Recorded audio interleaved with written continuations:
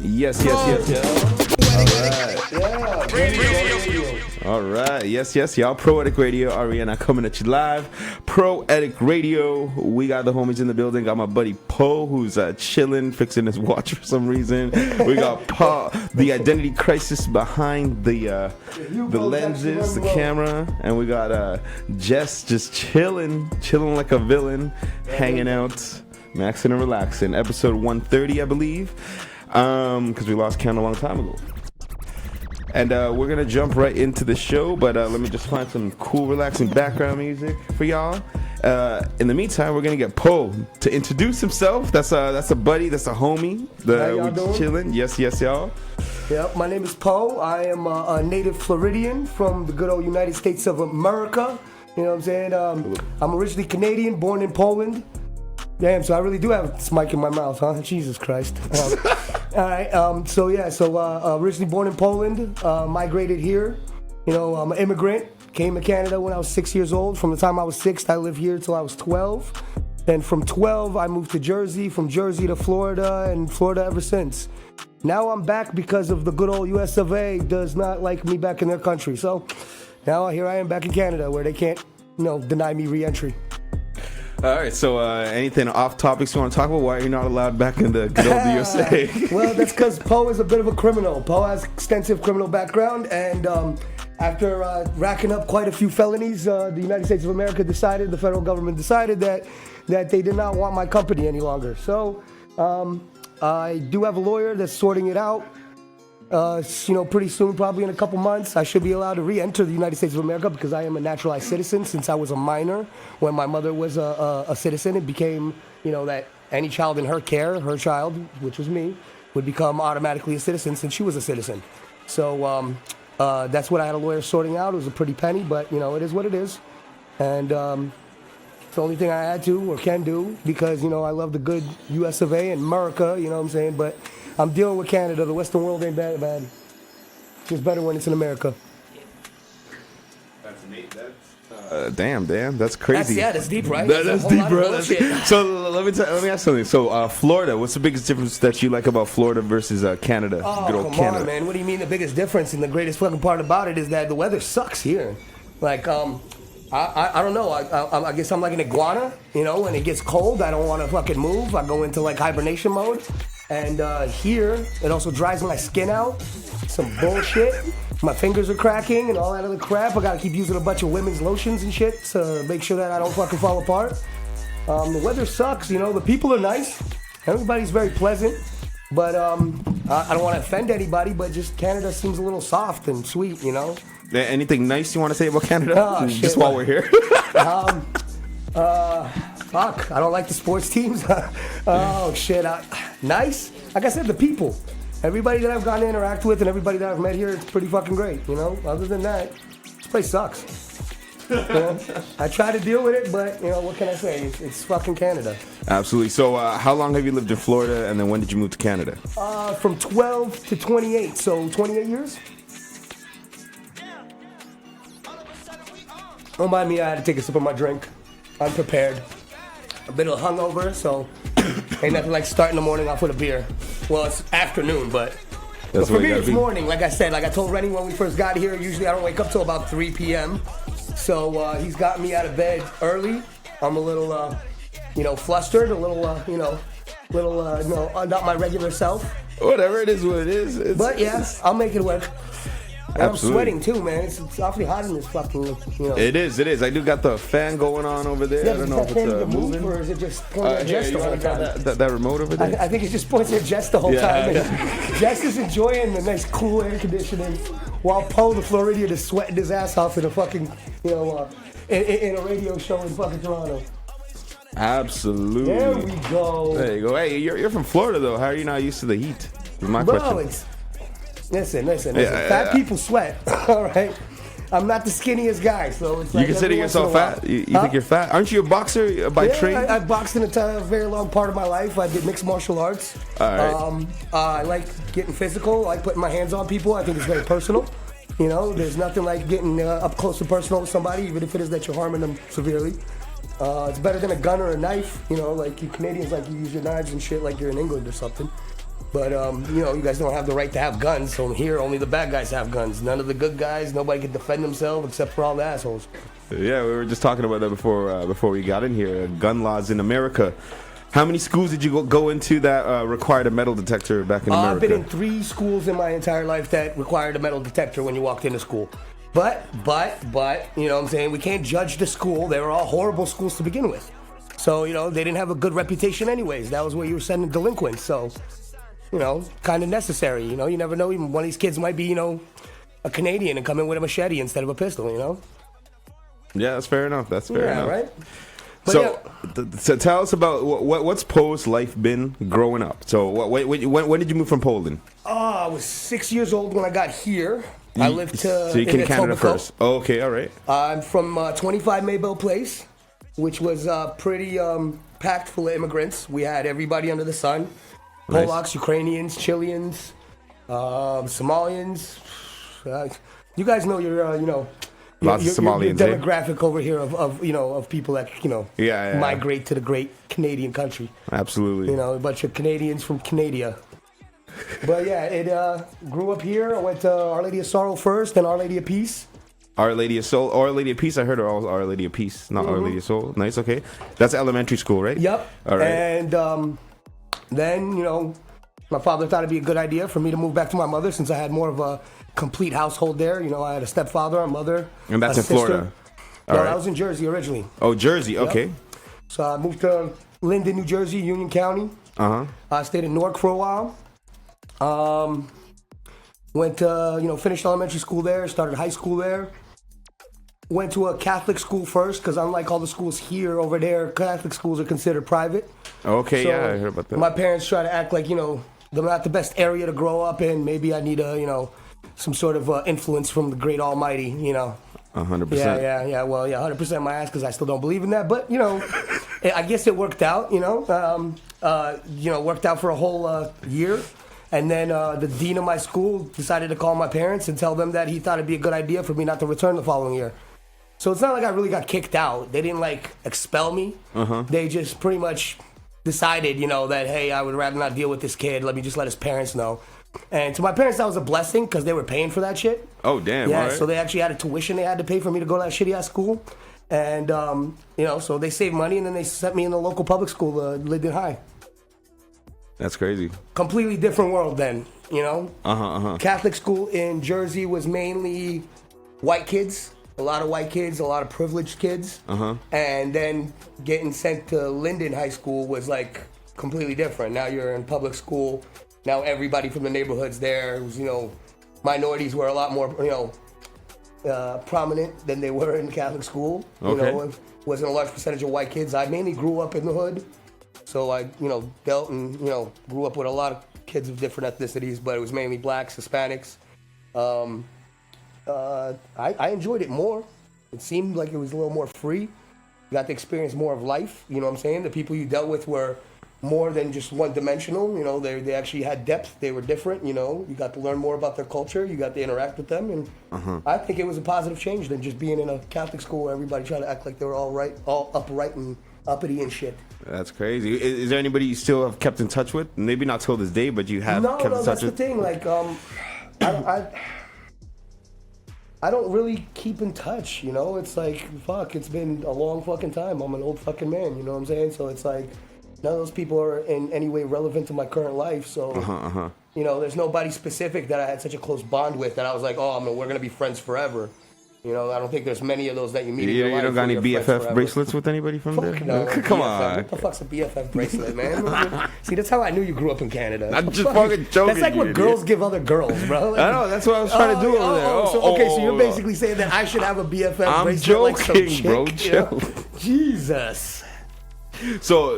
So what did you guys used to do for fun over there? Other than do drugs and be criminals. You know what I'm saying? What the fuck else you gonna do in Jersey, bro? What kind of criminal shit do you guys do in Jersey? Breaking into cars. You know what I'm saying? Getting into fucking big old gang fights and shit, and groups of people meeting at the park just to go beat the crap out of each other. Yeah. It was entertainment. You got to think about it early teens. No, 100%. Yeah. 15, 16. That's all you're gonna do is meet up with your squad of boys and shit, and then say somebody's got a problem with somebody else, another town. It was kind of funny because over there it was always town on town. Yeah. So it was like we had this trailer park town that was right next to us, and it was called Winfield Park. And we always had beef with them because we were in Linden. So it's like me and all my boys always used to like squally up at fucking Highland Park, which was the school right by my house. And from there, we would basically like meet up and do whatever the fuck we're gonna do. And it was always like some beef going on with some random kid from Winfield Park. That's crazy. So it was, it was entertaining. So it's like one time, it finally just like hit the fan. And we all squallied up with like all the boys from Linden, probably like 20, 30, 40 deep, like a large number of people. And he pretty much had this whole fucking trailer park come from across the street from, the other town of like 20, 30 people. And it was like a fucking free-for-all. Damn. Pretty entertaining. I got stabbed with a screwdriver. So that was interesting, you know what I'm saying? That was, nobody got shot. I was the only one that got stabbed. Everybody else got beat up, Damn. Well, we did most of the beating up. Yeah. But the kid that, stabbed me, whatever, it wasn't a big screwdriver. I survived. But it could have been severe, but it's all right. Shit happens. Damn. That's crazy. Yeah. So how long did you live there before you moved out of New Jersey? I lived there for approximately, I think it was about like 5 years. Okay. And then I moved to lovely Florida, and I'm thinking, my mom kind of gave me the option. I was about to be 17, and she pretty much told me, it's like either here or prison. Where are you gonna go? You're gonna come to Florida? You're gonna stay here? Because she kind of knew what direction I was on and in. So she knew that if I stuck around in Jersey any longer, it probably would have not ended well. So instead, she took me to Florida, where it didn't end well.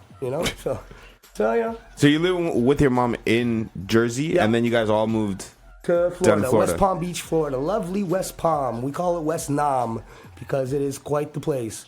It was a pretty funny experience getting off of 95, coming back from Jersey because we drove from Jersey to Florida. Had the big. How long was that trip? Oh, it's a couple hours. Shit, it wasn't. That's long. it. I think it was a day total. I don't okay, mean a couple hours. Okay, quite a few hours, but in comparison, you would think like it'd be like a long trip. It was like a total of like a day worth of driving. Yeah. The funny thing was like they took me out of one hood, and then we get off the fucking I-95 off the highway, and get off the exit, and I look around, and I said, what the fuck, like one hood to the next? Yeah. So, and there was no difference, just palm trees and fucking tropical but more plants. sunny. Yeah. But other than that, the surroundings were the same shitty as Jersey. Damn. Everybody thinks that West Palm's all like Bentleys and fucking supermodels and fucking bikinis, but no, that place is gutter as fuck. It's definitely got a grimy interior and a shiny exterior. What's the demographic like there? Like, is it because I know when I think Florida, I think like Haitians and a lot of stuff like that, right? Yeah, we got a shit ton of Haitians, a shit ton of Cubans. What else do we got? A lot of Dominicans, white people. We got a lot of white people. Over there, they're rednecks mainly. They're all fucking, country as fuck with big mudding trucks, and and then the other ones are like kind of like hood influenced. Yeah. I guess you guys would call them wiggers. I don't know if that's a derogatory term that I shouldn't be using, but they kind of are. But it's kind of like their own vibe. It's not really like they're so strongly influenced by blacks, but you could definitely tell even the white kids are hood in certain areas. Yeah. But then you got like super rich areas. It is West Palm Beach. It is the richest area code or what's it called, zip code in America, which is what do you mean? How's that? And when it's not like Beverly Hills. Or it's not Beverly Hills. That's Beverly the crazy Hills, thing. It's because Palm Beach is old money. Oh yeah. So it's like you go to Palm Beach Island, you go to certain areas in Palm Beach where it's just like these people have been millionaires, for the last 100 years. They've been there. They were the first ones to develop there. They have huge homes there. They own huge properties there. So it's like it's old money. So when it comes down to like at least this was like, I'd say about 10 years ago, from what I know, it was the highest zip code. It was the highest, average income for a household was the highest in America, was in Palm Beach County. Damn, and really? that was, basically based on, like I said, majority of old money. Yeah. So it's like, you have certain areas where it's just, you go into them and it's literally like, you would think like Beverly Hills, you would think like Rodeo Drive and shit like that. Like we have Palm Beach Island, which is like, once you over the bridge, it's Ferraris, Bentleys, and Lambos, and friggin' upscale Benzes, and nobody's driving a Toyota on the other side on Palm Beach Island. Damn, so it's like very high end. But you go over there, the only reason you're going over there is for a reason, because you don't fit into that demographic. You don't fit into that group of people. Everybody there's hella proper, boat shoes and friggin' cargo khaki shorts and polos. You know what I'm saying? It looks like a fucking a yacht club. So if you're over there, it's, from my neck of the woods, you're there for a reason. Usually 90% of the time it's to drop drugs off. So, it really is kind of like the only reason you're going to be over there is because you've got customers over there that spend a lot of money. Other than that, you don't really got a reason to be there. Yeah. Like the restaurants, they look at you funny. They don't want to let you in type shit. And like, like they're not going to turn you away blatantly and just be like, no, sorry, we don't, accept your kind in here. We're not talking about like, freaking prohibition, like freaking, what's his name, Crow law and shit, where it's like they're treating us like blacks, but it's it's definitely racist. They have that influence. Did that shit affect you a lot growing up? Like that whole different presidential campaigns, like whatever. What you just said. I never gave a fuck about politics. Yeah. Till I became an adult, till I was incarcerated, I didn't give a fuck about politics because I didn't realize how large of an effect politics have on all of us. You know what I'm saying? Like, I honestly was like one of the, ignorance is bliss, just, as long as I'm dumb and ignorant to it all, it really doesn't matter. You know what I'm saying? Like, how is this affecting me? And once I was incarcerated and I seen how much it does affect us, like, it's a direct effect. Once you become an adult, politics are a direct effect. And how did it affect you? Like, what do you mean? Well, different laws that they pass, especially when it comes to, like the whole, prison system, the way it works in America, it's become more of a business. There's no such thing as, being, incarcerated and being rehabilitated in America. That doesn't exist. There's none of that. So they want to keep you in there kind of thing? No, basically they don't give you that. They don't give you an option otherwise. They try to put in all these programs in place that are supposed to, in some sort of way, assist you with housing and assist you with finding a job. Yeah. But it's like Florida's gotten to the point where, like, if you have any felony convictions on your criminal background, you can't even rent an apartment. Oh, damn, really? Like, majority of the neighborhoods they go into, even if they're just like apartment neighborhoods, like let's say like one of these like 2-story apartment buildings that has like, let's say 20 units in it or something like that, they'll have multiples on that on the property. And then they have a gated area, so you have to come in through a gate, you have to have a passcode, Almost every neighborhood in Florida has a gate, and you have to put in an application, and the first thing they do is they run your background. They're gonna check, if you have any felony convictions, and I'd say 99.9% of all applications you're gonna be denied immediately because of the felony convictions. And it's, the shitty part is you gotta pay for that application. It's like $125 every time you put an application in to rent. Oh, just for a rental? Yeah. Damn. So you gotta pay just to get an application to try to get a rental. That's not like that everywhere in America, is it? It's so like to rent a property, 90%. a basement, you got to do a background check? Basement? You're talking about Florida, my dude. There's no basements. Yeah, okay, fair enough. You know what I'm saying? You can rent an attic maybe, but I haven't even heard of that either. Yeah. Just apartments and it's just houses. apartments. There's a lot of people that, do a lot with property and shit where they buy and converge buildings, convert like houses into like multi-units. Yeah. You know what I'm saying? They'll go in there and they'll like basically make it into a multiple unit friggin' building, and then they'll privately rent. But then majority of them are like property companies that have a property. They have multiple properties, in the area and all throughout Florida. Yeah. And you know what I'm saying? They pretty much run all of that. So it's like you'll go and apply at one place and you end up finding out that they're, the same place that you applied to friggin' 2 weeks ago. Yeah. So once one denies you, all of them deny you. So, Oh, it's a run by the same property management company kind of thing. But even if they're not, just the felony convictions, they look at you like a criminal. They look at you like a scumbag. So it's like once you have that felony conviction on your record, there's no way for you to change that. You know what I'm saying? Like they passed some bills where now it takes less time. I think it went from 7 to 3 years. I'm not exactly sure, so don't quote me on that. But you could get your record sealed and expunged. Which so it's like a pardon. Not really, but... Not a pardon, because a pardon basically, it holds you not liable for any of your criminal charges. It's basically as if it never happened. A pardon's like, hey, you made a mistake. Yeah. We're just going to make it disappear like it never occurred. Yeah. Now, sealed and expunged is basically you're having your record sealed and expunged, which means that it's become sealed to the public. Expunged is just, basically like it's, you can't see it. I guess like a sponge or some shit, like you're removing something. I don't know. But, I don't know if expunged I don't know the sponge part, but that's what it's called. It's called sealed and expunged. And it basically makes sure that you could actually go and apply someplace and not have to mention of any criminal charges. You know what I'm saying? Like the public can no longer see it.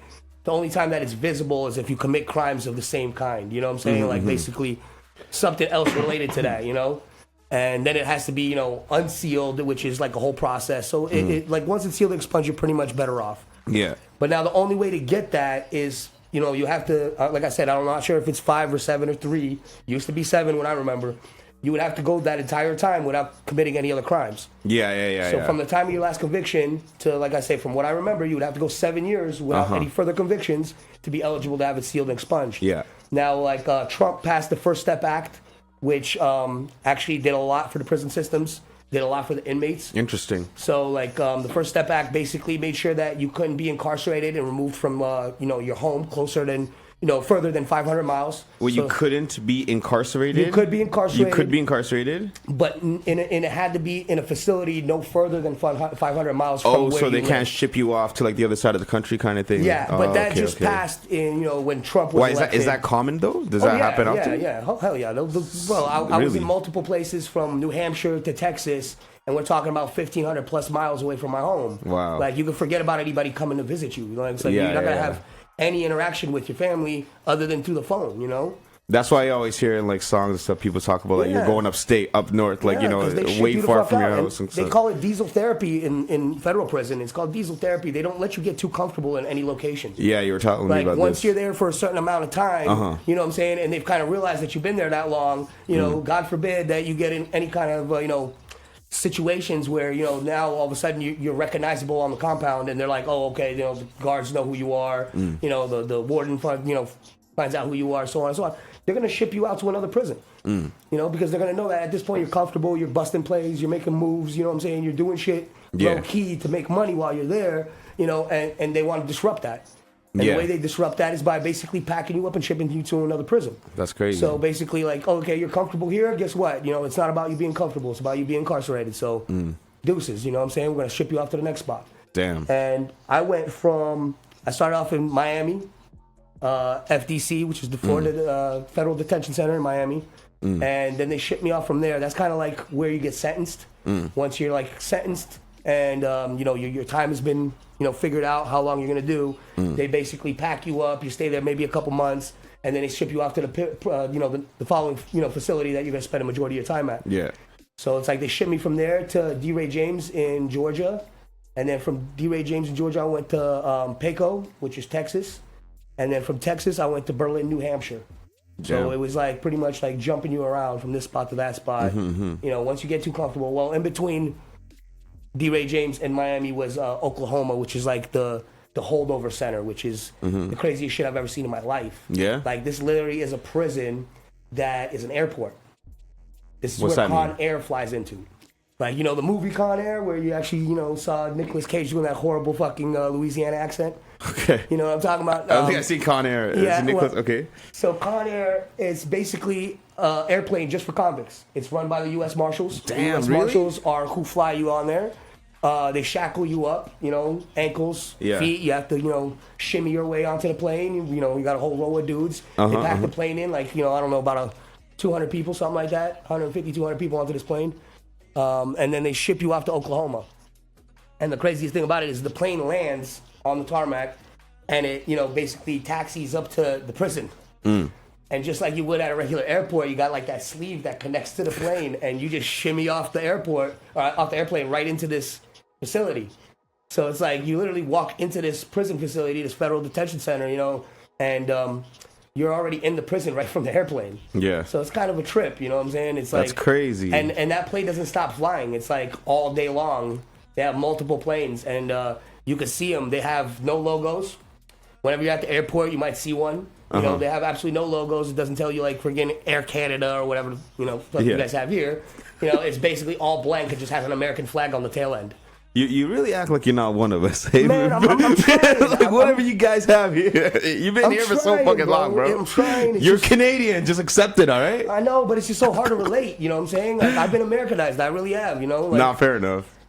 Like, even the judge, when they sent my ass back here, they were just like, I really feel sorry for you because you are Americanized. You spent, 90% of your life in America, That's and now crazy. I'm sending you back to a country that you didn't really live back in. That's wild. So, I'm trying to freaking, acclimate. You don't care though. What was that? What was that football game where you just wore the Panthers jersey and in a sea of blue? Yeah, you guys gonna love this shit. What was that? You're at Boston Pizza and all your boys are wearing blue, Boston right? Pizza last season for the Leafs playoffs. Oh, and it wasn't the Panthers. The Leafs were playing Tampa first. That's right. Because I'm from Florida, I'm a root for anything Florida. I'm sorry to say that's I don't follow hockey. Hockey's fucking weird. But if it's Florida, you're down. That's all that it anything is. Florida. I don't give a shit. Anything Florida, I'm rooting for Florida. So the Leafs were playing Tampa first. I was the only one rooting for Tampa at first. Like the Boston Pizza by my house. I'd go over there, and every time there was a game on, there'd be a shit ton of Leafs jersey, and I'm the only one, running my mouth, being the loud, obnoxious one at BP, talking shit, talking about, Florida. You seem like a really quiet guy, though. Oh, totally, bro. I'm like, I just sit in the corner and I don't say much. And I was talking shit, and then they beat the Lightning, so that kind of got all the regulars riled up that were in there with their Leafs jerseys. So they were all talking shit to me. Beat the Lightning, like the timer kind of thing. The Leafs knocked the Lightning out of the playoffs.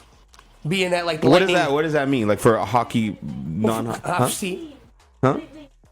Yeah. Oh, okay. Tampa Bay Lightning. Okay. I'm just joking. I knew what you were talking about. You're Canadian. I knew what you were talking about. You're Canadian. I don't know. I thought that was like How's the overtime. Floridian know more about hockey I thought that was like an overtime term or something like that. Thank you, Jess. Like sudden death. No. All right. They beat the Lightning. No, so I was talking hella shit while I was at the BP to all the Leafs fans. I call it the Toronto Maple Queefs. Oh my God. They're not the Toronto Maple Leafs. Just like the Toronto Craptors, not Raptors. Bro, okay, chill with the Raptors, bro. Come on. Come on, bro. Did you just see what happened yesterday? Yeah, you guys are garbage. You guys are hot garbage, bro. Buddy, your record's like 14 and like 37. Like I'm gonna bring a good diehard Raptors fan on here next time to argue with you. Charlotte has the worst record in the NBA. I think Toronto has the second worst record. And after yesterday's game, bro, they belong right with Charlotte, hand in hand. They could be butt buddies at this point because they're both garbage. God damn, man. So sorry, you guys have the Toronto Craptors. I'm not editing that part up, by the way. Just so you know. Everybody can know how I really feel. All right. So I was talking hella shit because I don't know shit about hockey. All I knew is that the Lightning won. I think the season before that, won the Stanley Cup. And then, like I said, the Toronto Maple Queefs, I'm always going to root against. Worst. Just because, listen, it's bro. majority. It's majority. I got to be that oddball out. You know what I'm saying? Fair enough. It's fun that way. It makes the game entertaining for me and everybody else. You know what I'm saying? Because when you could talk shit to somebody that's rooting against your team, it just makes the game a lot more exciting. It's true. And then if anybody takes it to heart, you know what I'm saying? If it's that serious, they can get beat up for it. So it's like, it's not that important, but like, come on. If I dish it out, I could take it. So when the Lightning got knocked out by the Leafs, everybody got a good laugh. So I think like the game before we got knocked out by the Leafs, I went to the convenience store right next to BP and bought a box of tissues. And I wrote on the box of tissues because that game, the Tampa Bay Lightning won. And I said, courtesy of the Lightning. And I started walking around to all the people at the Leafs tables, and asking them if they wanted to cry about it and if they wanted a tissue, you know what I'm saying? So basically it was pretty entertaining. I got to laugh at a lot of people. Some people looked at me crazy and I'm like, come on, bro, it's a joke. You want to take it there? So strangers, not everybody. Total strangers. I don't know none of these fucking people. You know what I'm saying? To me, it's entertainment. Like I'm gonna get you, and I'm gonna dig my hooks in, and I'm gonna make it painful. You know what I'm saying? Because in retrospect, when it's my turn, I took it. You know what I'm saying? When the Lightning got knocked out, I was like, what can I say? I think somebody's got a video of me just like the goal and the game's about to be over. They like scored the last goal to win, and all they see is me walking in from smoking a cigarette. I look at the screen and I just turn back around and walk back out to the fucking bar. So, and my buddy recorded the whole shit just to be able to rub it in my face. So, but yeah, you guys got the best of us there with the Lightning, but fuck the Lightning. That's Tampa Bay, that's the West Coast, I'm the East Coast. Oh, wait, there's a difference. They don't have two different teams, do they? Yeah. Wait, what? Okay, the Florida Panthers. Okay. Now, that's my team. Now, are we talking hockey still? Yes, we're still talking hockey. So Florida has two different hockey teams? Yep. We have the Tampa Bay Lightning on the West Coast, which is in Tampa Bay, Florida. Damn. And then we have the South Florida, which is Florida Panthers. Okay, and that's mainly South Florida where I'm from, which is like Palm Beach, Fort Lauderdale, Miami.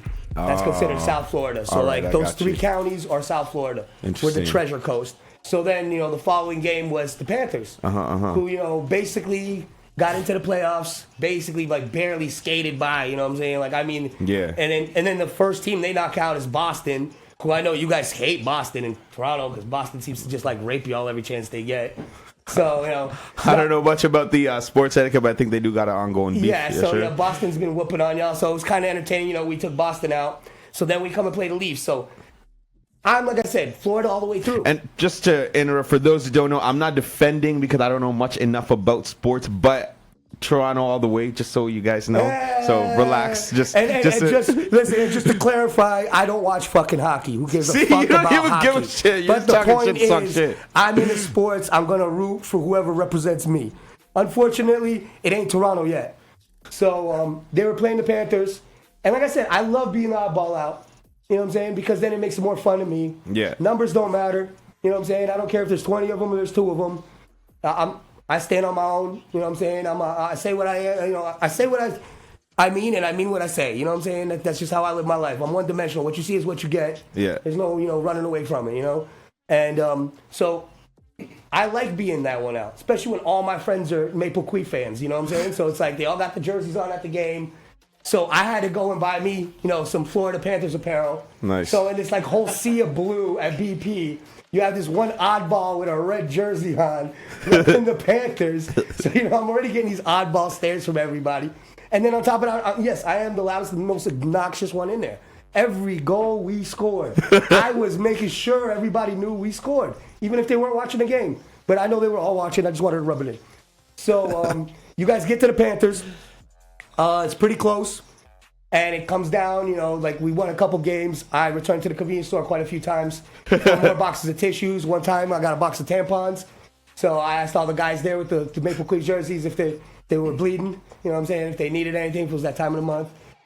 Basically courtesy of the Florida Panthers. And I think it was towards the end, I'm just running my mouth. And like I said, majority of people that I met were super cool. Uh-huh. They knew I was just ribbing them. You know what I'm saying? They knew it was just a joke. Yeah. I wasn't there to hurt anybody's feelings. Well, I was there to hurt feelings, but I wasn't there to actually push anybody to a point of violence. Unless they wanted to take it there. But it's it's not necessary. You know what I'm saying? Everything's just a joke. You're not playing for the team. Yeah. They're not going to fight somebody on your behalf. You know what I'm saying? So what are you going to do getting a physical altercation over a team? Yeah. So majority of the people took it well. But yeah, I'm in a sea of blue running my mouth the whole time. Just every goal that's scored. And then that final goal, that last game, which yes, I know very well we did cheat. You know what I'm saying? But you guys were just too pussy to fucking hire, to kidnap the referees' families and hold them hostage to win that last game. We, from Florida, were willing to do that. So that was the only reason we won that last game that knocked you guys out. But boy, was that great because whole place is silent. Well, why do you say that you guys cheated? Well, because, there was a couple plays and there was a goal that shouldn't have been. Oh, okay. There was a couple instances when they showed it back on the replay, the refs didn't catch it and it was too late for them to recall it. Basically, there was a goal and a couple plays that the Panthers shouldn't have got away with. Yeah. But they got away with it and we won. But like I said, the whole place is completely silent. Yeah. Everybody's devastated that, here, finally you guys at least made it out of the first series. Yeah. Congratulations. Maybe this year will be the second series, but who knows? So it's completely silent, and then I just exploded. I said, did y'all fucking see that? History in the making. You motherfuckers are packing it up and going home. Just running my mouth to everybody in there. At that point, everybody's turning around looking at me crazy.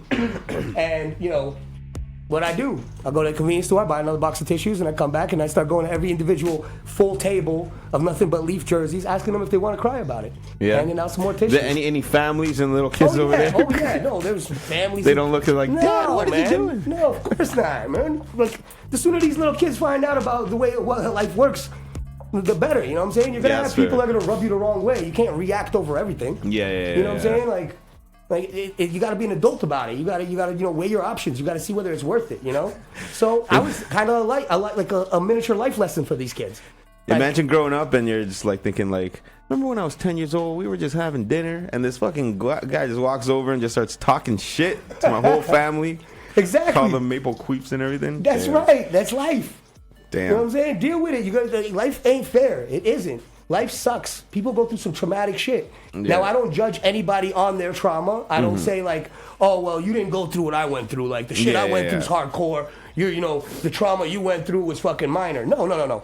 Everybody's affected by their trauma on that level. It's trauma. Yeah. So whether it was a different situation or the exact same situation, it was still traumatic to that person. You know what I'm saying? Yeah, so, exactly. But they got to get used to it. You got to build a tolerance for that shit. You know what I'm saying? Life isn't fair. You're going to get dealt a lot of shitty cards. And it's all about what you do with it in the end. You know what I'm saying? You could fold and then, whatever, do the ridiculous or whatever, you know what I'm saying? Take it out of fucking context and do something really crazy. Yeah. Or you pick yourself up, brush yourself off, and you fucking, keep it pushing. 100%. That's the way I see it. So that little kid that was probably crying at the table about the Maple Queefs just losing, me rubbing it in was kind of like a life lesson. Like, shit's tough. It ain't easy. There's going to be those assholes that are going to rub you the wrong way. Nah, for sure. It's all about how you take it, Did you grow up like influenced by like anybody older that was really into sports? Huh? What'd you say? Drug dealers? All right, let's talk about that. I was talking more like your dad or brother, some loving the Panthers, but let's go. Let's talk my about dad. I think me hating hockey had a lot to do with my dad. Because Why growing is up that? here was, my dad loved hockey. For some fucking reason, this Polish immigrant that came here from fucking Poland, okay, all of a sudden fell in love with the Maple Queefs and was always constantly watching. And, I would come home from school and, I want to watch a program on TV, and my dad would be like, no, there's only one TV. We're growing up poor. You know what I'm saying? Like, our TV's sitting on a milk crate and shit. Yeah, so it's like, I want to watch something else. My dad's like, no, the hockey game's on. I'm like, what the fuck? When do I get to watch something? And there's a fucking hockey game on every day. Yeah. Like, when the fuck do these guys take a break? Yeah. Like, play once a week like football. Fuck, I won't mind taking a whole day off without being home. But I come home every night and he's got to watch a fucking game. I hated hockey for that shit. That's crazy. Like, he literally made me hate hockey because of that. Like, I wasn't willing to sit down and give it a chance because I was pissed off because I wanted to watch something else. Yeah. So, that's kind of that, No, that's fair. That makes sense. Damn, interesting. What did he used to watch? Like what team was I don't know. I don't give a shit. I was running off then. You know what I'm saying? At that point, I was like, yeah, fuck you, I'm leaving. Yeah.